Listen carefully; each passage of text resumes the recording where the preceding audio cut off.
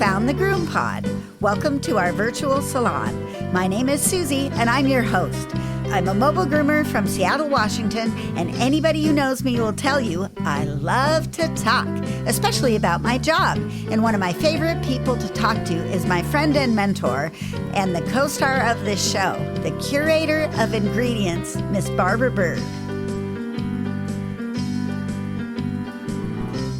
Hey, Susie. Hi, people. So glad to be here today. And I'm glad to be here with you, Barbara. Welcome to episode 434 of the GroomPod, recorded on January 5th, 2025 in Snohomish, Washington and Greenville, South Carolina. This podcast is brought to you by our kind sponsors, Best Shot, Show Season, Precision Sharp, Groomore, and Stasco. And if you guys would like to support the show or tip your podcasters, you can go to our website, thegroompod.com, and use the donation button to give us a one-time donation or join us on Patreon to support the show monthly. This week, we're going to talk about how long we need to leave our shampoos or conditioners on the dog or cat. And we're going to go over the coat defense powders. This week, What's New is brought to you by Groomore Software. If you haven't found Groomore, you're missing out. Groomore is an all-in-one software solution for your grooming business. Whether you are a solo mobile groomer or manage several shops, Groomore has everything you need. 24-hour online booking and forms, routing, credit card processing, reminders, Google Calendar and QuickBooks integration, and so much more. And the best customer service anywhere. Shop, mobile, or house call, Groomore has you covered. And they're giving us a free month. Just enter GroomPod22 in the coupon code. Well, it's that time of year where I'm trying to decide which grooming shows to go to or what grooming show to go to. And I can't seem to make up my mind. And the reason I can't is because of online seminars. I am getting so much more out of online seminars than I'm getting from being there in person, probably mostly because I'm short, so I can't always see really well. There's a constant me going back and forth trying to get out of the way from the person's head in front of me, and sometimes I can't get into the classes that I want to, but online, I'm able to see right up close, and I mean really up close. I can still ask questions if I need to, and so when I'm thinking about what trade shows I want to go to, it's more about shopping now and less about seminars. Do you think I'm alone? Do you think other people are thinking this way? Or do you think there's still a great appeal for seminars at trade shows? Well, I think there's still a great appeal for trade shows because of the shopping. And people like to combine that intensely feel-good, addictive behavior. I should know, with a little bit of learning. And that's about what you get. You get a lot of shopping and a lot of sales pitch and a little bit of learning. And it's sometimes hard to sort it out, what's what. Oftentimes people compare Super Zoo to going to some of the other big shows like Hershey Groom Expo, Atlanta Pet Fair. But Super Zoo is kind of a different animal. It's more of a pet industry show rather than a grooming show. So I was trying to find somewhere to go where I didn't have to fly too far. But I was thinking Dallas, the Pet Pro Classic, was going to be cool. But I didn't realize the timing of that isn't fantastic for me. It's right in the first part of November, which is a hard time for me to just take off. So I don't know. They're doing a bunch of behavior classes there. That's why I wanted to go there. I don't think I can get my act together quick enough to come to Atlanta. But if I do come to Atlanta, I'll be going to Greenville, South Carolina too. But I don't think that's going to happen this year. It seems like a waste for me to come all the way across the country and not have it be Atlanta and not come to see you. So that also is weighing on my choices. Also, I really kind of want to go to Fun in the Sun in Orlando for obvious reasons. Plus, Margot's down there, and that would be fun for that reason. I want to go to Fun in the Sun. I was just like all hyped and set to go last year. And boom, the hurricane came and wiped it out. Maybe I'll aim for that. Yeah, I think that would be fun, do something different. Talk about a long flight, though. Yeah, but is it really that much longer than Atlanta? No, No. probably going to be about the same amount of time. All right. Well, I just wanted to get your feelings on that whole subject because I'm trying to figure out what to do. And Brandy, my friend Brandy, wants to go somewhere and she's asking me, do you want to go here? Do you want to go there? And I can't make up my mind. I hate being indecisive, it bugs me. Anyway, you know what I am doing though is I'm going to take a CPR and first aid class at Cascade Grooming Supply that's being taught by Heather Bloomquist in February. And I'm pretty excited to take that because I haven't done CPR and first aid classes for years since I've been working at the vet. And I think there's new stuff out there and I think it'll be good. So I'll be reporting on that. I think the program, is it Pet Tech program? The one that Mary was teaching. Yeah, that's, I think, the program that it is. And I think it's valuable information for everybody who works with animals the way we do, especially if you're working with any senior or special needs. I totally agree. And if I was still in there, that would be a priority for me too. And it was a priority trying to get my staff. Very seldom did a program come, an opportunity come to Tucson. But Tucson, since I left, Arizona is like firing up. It's happening. Oh, that figures. Yeah, as soon as I leave, then there's all kinds of education going on. Anyway, I think that everybody should do that. I agree 100%. Well, it'll be fun to see how it all works out for me and how Heather does because she's pretty new in teaching these classes and I'm happy to be part of it. And plus, I get to hang out at Cascade Grooming Supplies, which means I'll be shopping while I'm learning, just like at a trade show. Anything exciting on your part of the world?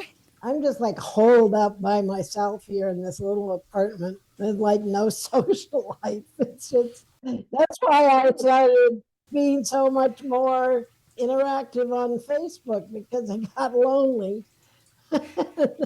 Oh, that makes sense, though. So, It's easy to do. You can do it from your house, and it really does stimulate a lot of activity on the GroomPod list. I'm very yeah, happy about that. yeah, well, I'm happy about that too. Yeah. So next week, we're going to have Melissa Jepson on, and I'm not sure exactly what we're going to talk to her about at this point. I'm looking forward to that interview. It's going to be fun. She does a lot of different topics, so we'll find something fun to talk to Melissa about. I got a package from Christy Condon. She sent me her extra groomer's helper and all of the posts and stuff. And I just wanted to give a very public thank you. Huge. Yeah, huge, huge gift. And she wouldn't even let me pay the shipping. Wow. Yep. So thank you very much. And I really appreciate it. And if Barbara was working, I would definitely share it with her. But I'm going to hang on to all of it because I use it every day. And let's take a break and head into our first appointment, which is all about how long to leave the stuff on.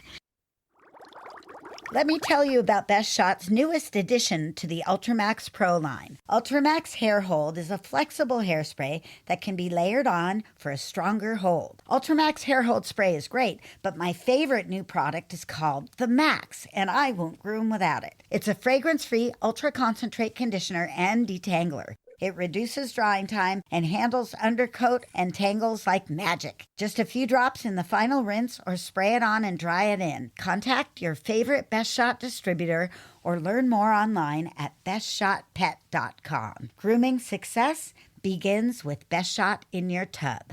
Made from the best stuff on earth.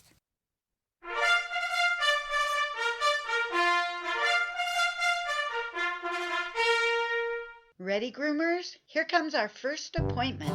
I don't think there's a human being on this earth who has influenced the way I wash my hair more than you have, Barbara. Oh my goodness.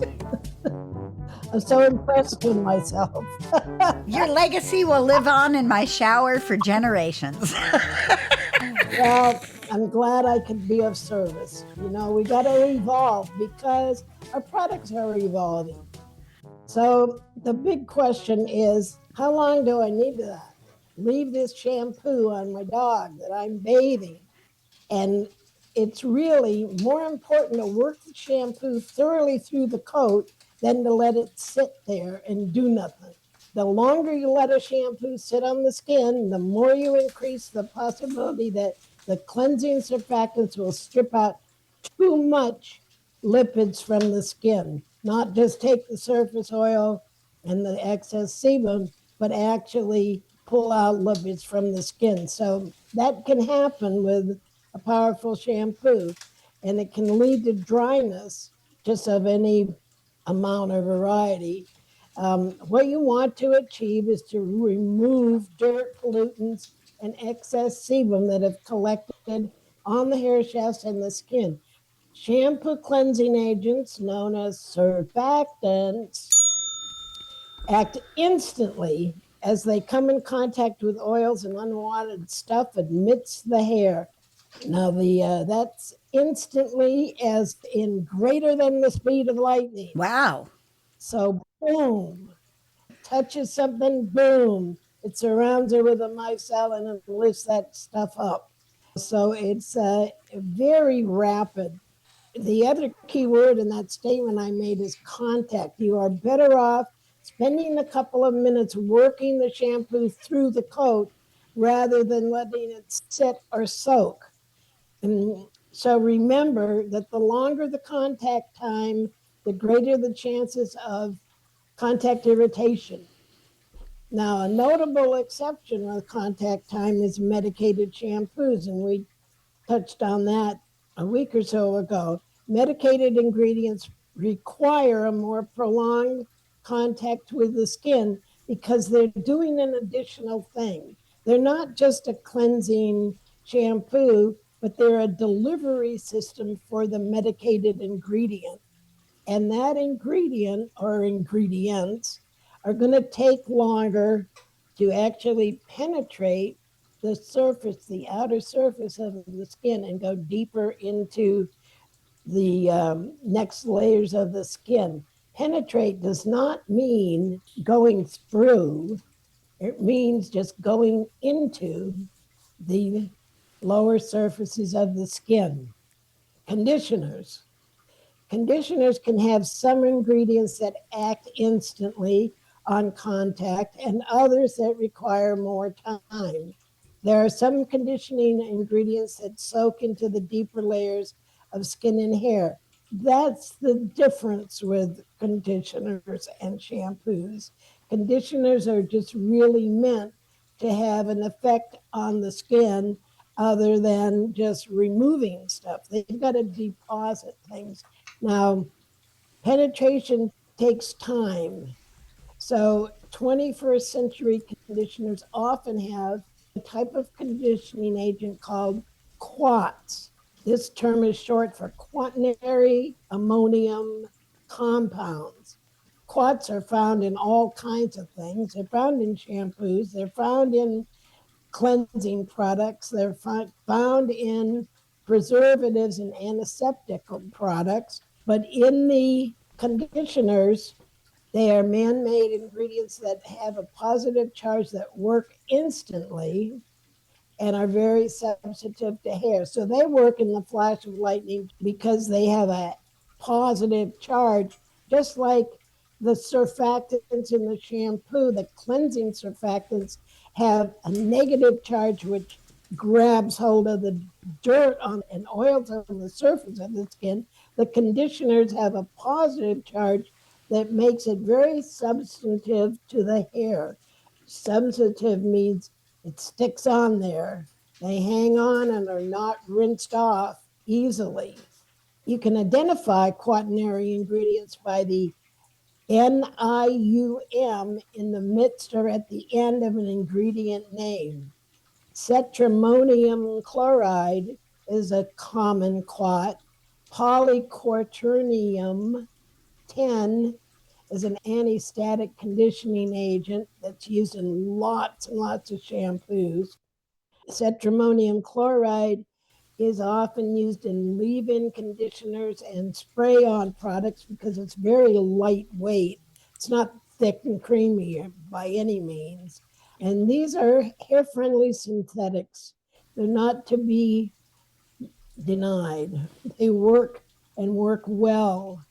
21st century cosmetic chemistry. Now, some of the natural conditioning ingredients like oils such as argan oil, castor oil, olive oil, etc., can take longer to be effective. But if they're not present in sufficient quantities, they're not going to do much at all, no matter how long they sit on the coat. The same can be said for botanicals. There are dozens of herbal ingredients and essential oils used in pet products these days, but unless each one is present in a significant quantity, they're just washed down the drain. It doesn't matter how long you let them sit on the dog, and letting botanicals sit on the skin for a prolonged time only increases the potential for an allergic reaction. But that's a subject for another day. So, conditioning treatments follow the instructions on the product.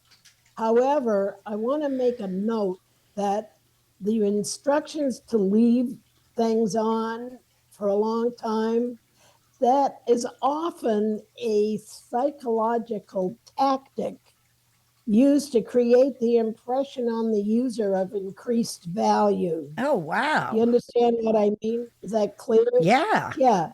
So they just assume you're going to want to do something different with a treatment or an expensive jar of stuff rather than a jug. And so, if the conditioner is primarily counting on oils to treat the hair or skin, it does need more time. This was the case with some of the first or second generation products. However, so we're no longer in the first or second generation of grooming products for pets. We're in the fifth or sixth generation. Things have moved along, things have changed. And some groomers have been taught to leave shampoos and conditioners on to sit on the coat for as long as 10, 15 minutes. I respect that. Whoever taught you that did it in good faith because they had been taught that. The instruction, however, was for days gone by. The key words being gone by, Susie. Yeah. So, is there anything in that you have questions about? It's important to remember that the surfactant molecules have to pass by the dirt to attach to it. Even though it happens instantaneously, the moving of the surfactant through the hair is an important part. Like you said, maybe much more important than leaving it sit on there. And as a person who used to shampoo my hair twice every time since I was a little kid, I now understand that the marketing for doing that is far more important than the actual necessity to wash my hair twice. I also know that you don't necessarily want squeaky clean hair because then you have removed everything from it and you've got to put it back on. Really good point. I'm going to underscore that for our audience that squeaky clean means stripped of all the oils.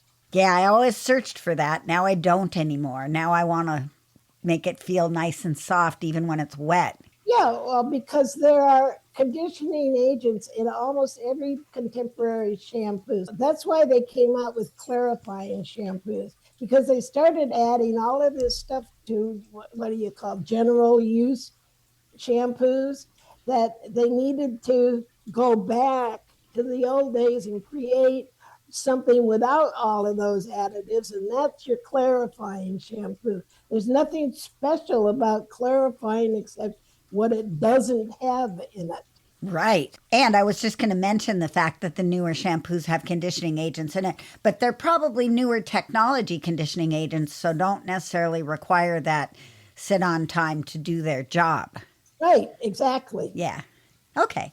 No, I think I understand what you're going for there. I think it's good knowledge. Yeah, I just think that we need to be reminded of it because there's just like so much contradicting education out there. And some people have been taught by people who the state of the knowledge has surpassed. Now we really know that we don't need to shampoo everything twice unless we're inefficient at the first shampoo. Yeah. Of course, you and I use a recirculating system, which is not only the really most efficient, most effective way to thoroughly apply a shampoo, but it's so good for conditioners because they can't kind of glob up in a thick coat.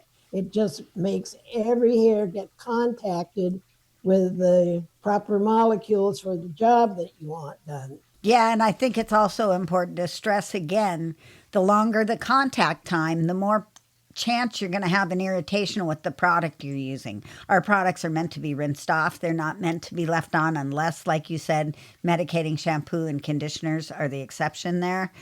But remember, if you're leaving it sit while you're taking a phone call or playing a game or watching some videos or something like that, you're not doing that dog's skin any favor.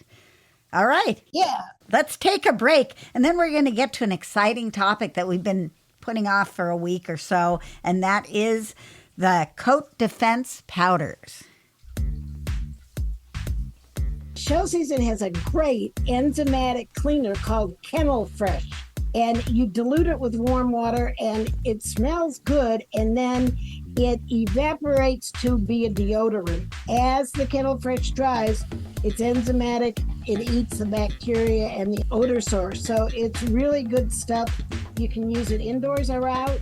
Find it at your local distributors or showseasongrooming.com.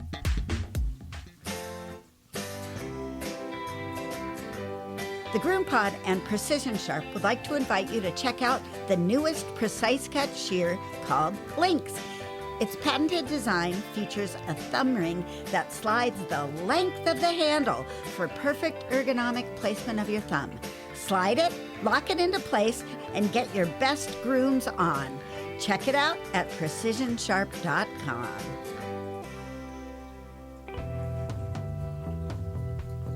Groomers, take your seats. It's time for B-Bird's Classroom. All right, Miss Curator of Ingredients, give us the dish. All right, so let's talk a little bit about this company called Coat Defense and their products. This is a true mom and pop organization. I'm sure that they have help now because they have expanded their customer base. Coat Defense was made by a couple in Tennessee who wanted to make a really natural product for cleaning and for skin conditions. And I think this is actually a real natural product. All of the ingredients, and there's only 5 ingredients in their grooming powder, and it's sodium bicarbonate or baking soda, arrowroot powder, bentonite clay, cornstarch, and cedarwood oil. I love minimized products anymore. And this certainly is, and it's pretty much straight on marketing without a lot of bullshit. We love that. I'm just going to put it that way. And I'm going to just go through the ingredients and let you know what each thing does so that you'll understand this. So the baking soda has antibacterial and antifungal properties. However, baking soda is an alkaline compound. It's alkaline, so it can alter the pH of the skin. And that's the only criticism that I have about it. A lot of people use baking soda in cleaning in their house. We do. And carpets and so on and so forth. And it's a very effective kind of deodorizer and what have you. Now, arrowroot powder, it was kind of new to me, but it's been used in cooking quite a bit. All of these products, other than the essential oil, are cooking ingredients used in the kitchens. Archaeological studies in the Americas show evidence of arrowroot cultivation as early as 7,000 years ago. That's old. Yeah, that's some old shit. Historically, it has been used by indigenous peoples as a food and also a medicine. It has also been suggested that the name comes from arrowroot's use in treating poison arrow wounds as it draws out the poison when applied to the site of the injury.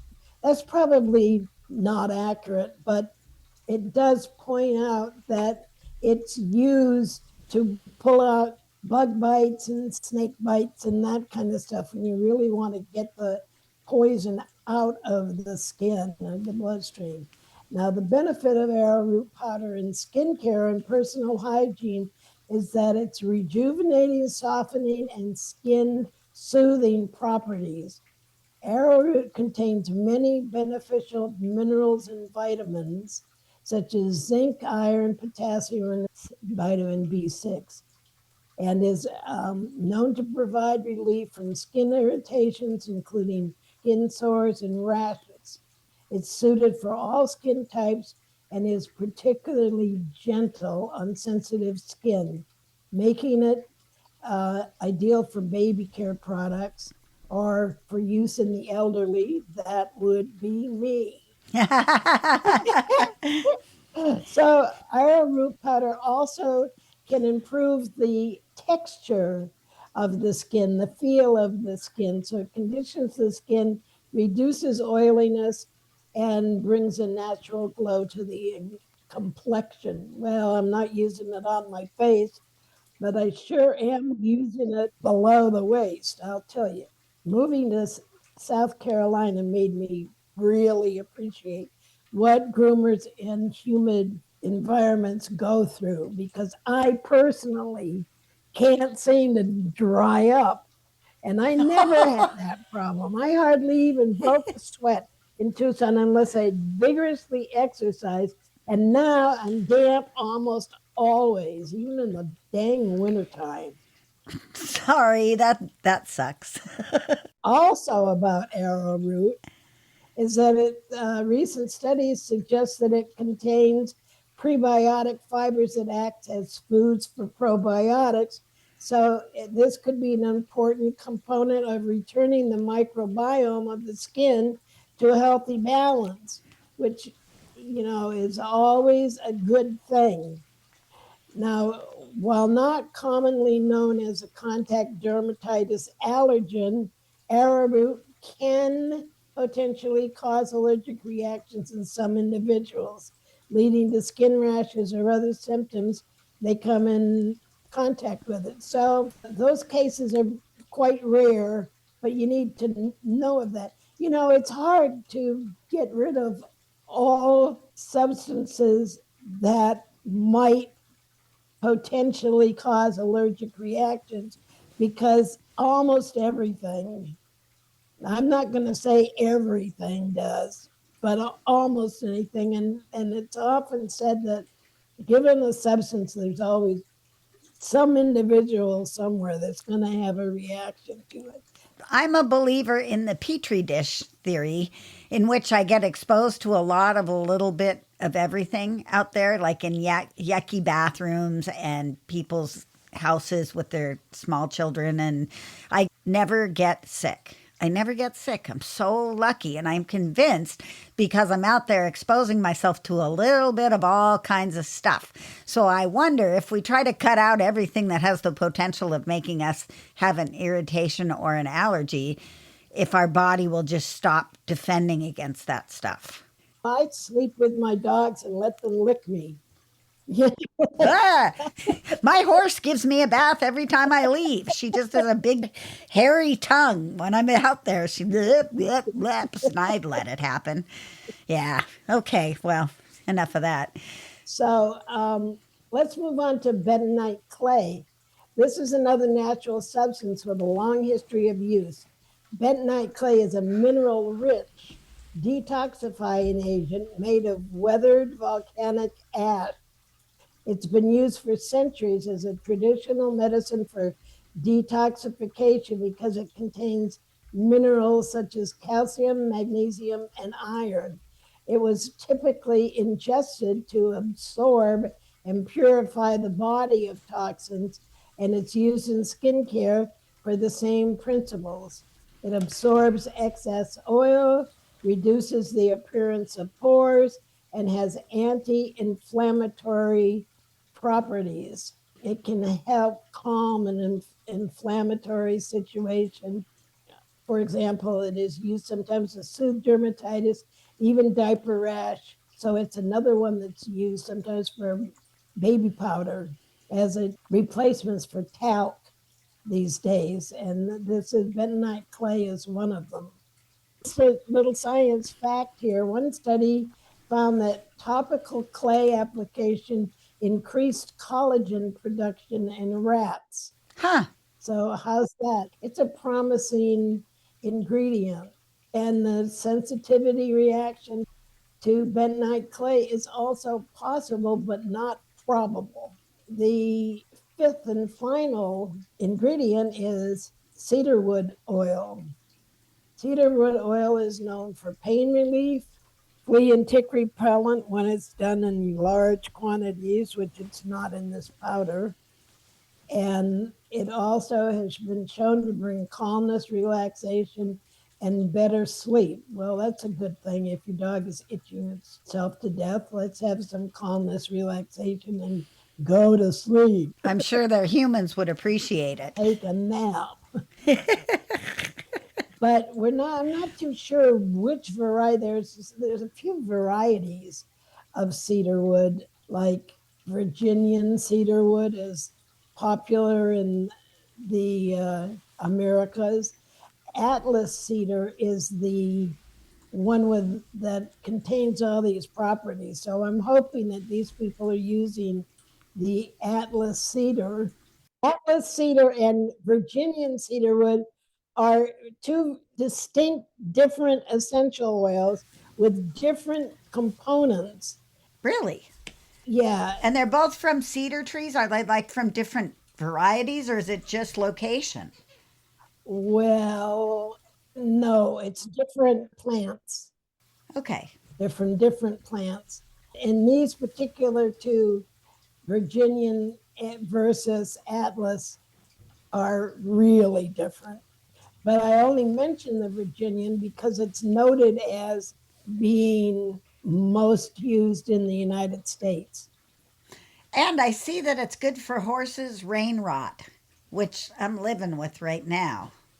This product is especially effective in the wintertime for rain rot. So here's the deal. I get excited about these products as I review the ingredients. I say, oh, that looks good. That looks cool. And because I've been having this moisture in my skin folds problem since I moved to South Carolina, I thought, oh, I maybe this will do better than Gold Bond. They have a human version. It doesn't contain the cedar wood. They also have a paste that you can put on just a specific hot spot or licky feet or whatever. You know, you do want to let the paste dry before you allow any licking to happen. By the way, if your dog is licking away at yeasty feet, they really need to have a cone on there to reduce that behavior because the behavior is going to continue. That becomes addictive behavior to a dog. My first Bichon had that problem, and he would lick his feet until he moaned. You'd think he was having sex or something. And Well, you know, when something itches and you scratch it, it feels pretty good. So maybe it's like that. yeah, it is like that. It is like that. But it was just like the most disturbing kind of sound. You would think he wouldn't want to do it anymore, but no, he would just go right back to it if I interrupted it. Yeah, excuse me, I'm busy here. I guess it's just kind of sort of like sex. I don't know. What is sex like for dogs anyway? Do they have any feeling of an orgasm? Or is that distinctly a human behavior? I don't know. That's a question I might need to explore. Or Kirsten Reynolds is studying up on dog psychology. Maybe Kirsten, maybe she can tell me if dogs enjoy sex and have an orgasm. I think probably the females don't. I probably agree with you. They just say, "What's going on here? Dang." Yeah, it seems like it can be a little rough. Maybe if you like it rough, it would be okay, but I'm not sure that there's a lot of pleasure involved. I don't think there is a lot of pleasure involved, and I think that's something that was just like it was a gift. Yeah. Let's put it that way. It was a little gift to the human race, to Adam and Eve, to get them to pursue the activity more, because in the beginning, you wanted humans to reproduce. Come on, make babies, make babies, make babies. So you say, well, I'll just make it be kind of ultra pleasurable in a sort of weird way, like an itch, and then they'll be addicted. And look what happened. We're now the most sexualized in the world. Wow. Yes. Okay. Yep. We never know what we're going to talk about. The At the group. GroomPod, Anything else we need to know about coat defense? I'm going to try it. Is it helping? I'm giving it a thumbs up, even though I am just a little bit concerned about the baking soda and about the essential oil. But I think as far as an all natural and a dry groom option for pets, I think this is one of the better ones. They have a shampoo. I'm going to just mention their shampoo. They have a shampoo that's kind of a turnoff for me because it's soap based, not detergent based. But that's consistent with their philosophy and their motivation for getting into making the products. But I just don't think that soap is a good thing. However, I'm going to say that this soap panel of ingredients is more sophisticated than many others. So I wouldn't be opposed. And well, in fact, they are sending me a package of products, and I will try that shampoo and let y'all know what I think about it in the near future. And I also will get out there and buy some coat defense for my rain rot situation up around my horse's withers and see if it takes care of that. I've heard the name of the product in the horse environment here, and since we live in the rain, I'm sure lots of people use it, and I'm going to try it too. So cool stuff. Look out, here it comes. It's your mobile moment. Why do you buy a certain item? Why do you pick, like, for instance, Andis clippers or a Canine 2? Is it the reputation it gets? Is it going online and what's the best dryer or what's the best shampoo or what's the best whatever? And I'm just going to give you a little my shopping philosophy, especially as it relates to grooming equipment. When I buy something, I want to be able to maintain it forever. I would like to buy it once and then replace the item's parts if it breaks. And I also have 2 of everything. And the advantage to this is when something breaks, then you use the other one and you send your second one out to get repaired so that then the next time something breaks, you can swap it out. I so often go into shops and see 2 or 3 pairs of clippers sitting on a table, none of which work. And instead of doing anything about fixing them, which really it's pretty easy, screwdriver. If you can run a screwdriver, that little thing with the point on the end that you stick into the screw and turn it. If you can do that, you can do almost all the maintenance that's required on your clippers. Not so much the dryers, but it's important to have somebody out there that you can turn to that can repair your stuff. Part of it also is maintaining your stuff. And right now is a great time, the first part of the year. Go in and clean out your filters, all of your filters, like the ones on the back of your Canine 2 or your other dryers, your hang on the cage dryers. They all have filters. And if the motor doesn't get air, it's going to kill your motor much faster than you need to. And this equipment is expensive. Yeah, like your clothes dryer too. Clean those filters. Yes, please clean the filters and make sure stuff is able to flow in and out. It really extends the life of your equipment. A little bit of forethought, a little bit of maintenance, and the ability to have a backup. And usually I acquire the backup when the thing that I don't have a backup for breaks. Then I'll run out like a chicken with my head cut off going, I need another pair of these. I need another pair of those or whatever. Once I get it though, then I make sure it's maintained and ready to go. So I'm a little anal about it. I've got 2 clipper vacs. I actually have 3 clipper vacs. Yeah, a little. Just a little. He's like really anal about it. But I will say to my credit, I am still using my original Andis 5 speeds, the 2 that I bought. I bought one and then they came out with a pink one. So I bought the gray one, then I had to have the pink one. I didn't really need the pink one, but now I have 2 sets. I've got 2 attachments for my hand VVAC, and I can continue working without a problem, without ever being without an item. The only thing I don't have 2 of is the grooming trailer. I don't have a second grooming trailer. If I could, I would. I swear I would. Yeah, I know you would. I have 2 tow vehicles. I've got 2 of everything, and that's just my philosophy. But I think it's more important to be able to do that than drive the newest, shiniest vehicle. I'd rather have good equipment. I mean, having a nice vehicle is great. And if you're starting out in the grooming industry, I think it's a wise investment. But when you're getting to my stage, you just want to keep everything going. And so the best way to do it is maintain your stuff, clean your filters, and check your cords and have a replacement. Change your oil. I need to change the oil in my Toyota. Ah, yes. Changing oil, keeping your tires inflated. Oh, yeah. I'm bad. I'm just bad. Well, Barbara, so this is an occasion where you have do what Donnie does do and not what Donnie doesn't do.